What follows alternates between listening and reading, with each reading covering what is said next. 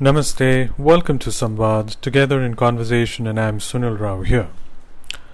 More than a week ago, I shared a story titled The Frogs That Rode Snakeback from the book The Panćatantra.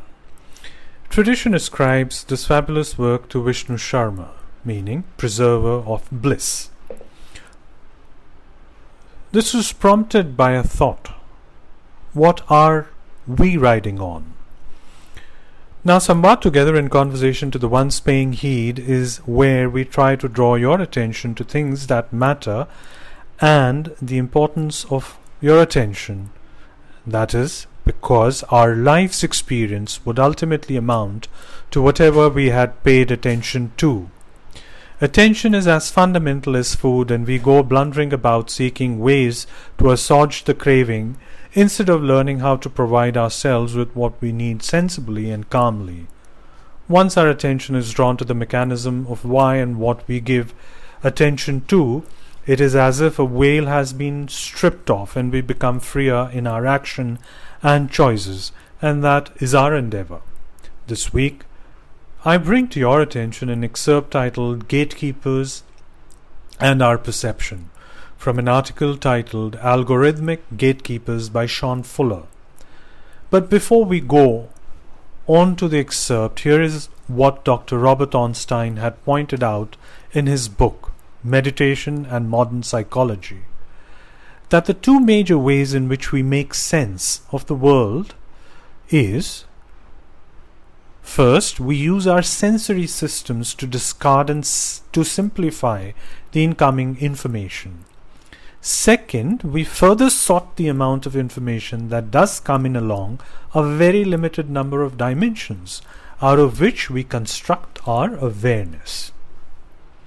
Now what happens? I get on to the excerpt. Now what happens when the social media algorithms become the gatekeepers of our information ecosystem? In her talk, The Internet's Original Sin, Renée DiResta observes that the information ecosystem that was built for advertisers is also remarkably effective for propagandists.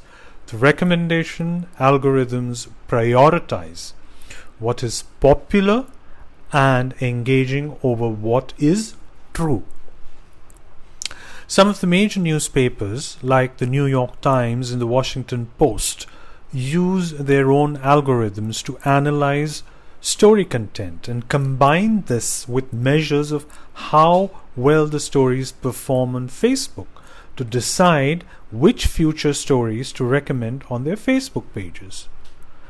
Mainstream news editors will apply a number of criteria to decide what is newsworthy, but they boil down to whether the story has societal significance. What criteria do Facebook's algorithms use? The media scientist Michael Ann DeVito analyzed Facebook newsroom and notes blogs, as well as patent filings and Securities and Exchange Commission filings, to determine which values the algorithms follow in selecting stories for your news feed. For Facebook, they boil down to personal significance. Your friend relationships are the single biggest decider of what stories you see. I end the excerpt here. I'm sure you will find this article thought-provoking and enjoy reading it. You can click on the link below and read the article. Do not forget to enjoy reading it with your family, friends, and near and dear ones. Concluding today's post and podcast episode, I thank all who take time out and read the blog post and listen to the episodes each week. For those who listen and have not subscribed to the podcast, I suggest you do, and leave a review. And click on the bell icon so that you can be notified for all the new episodes that get uploaded every week, or sometimes over a longer gap. Until the next time, you all stay safe and healthy and have a good day. Namaste. Thank you.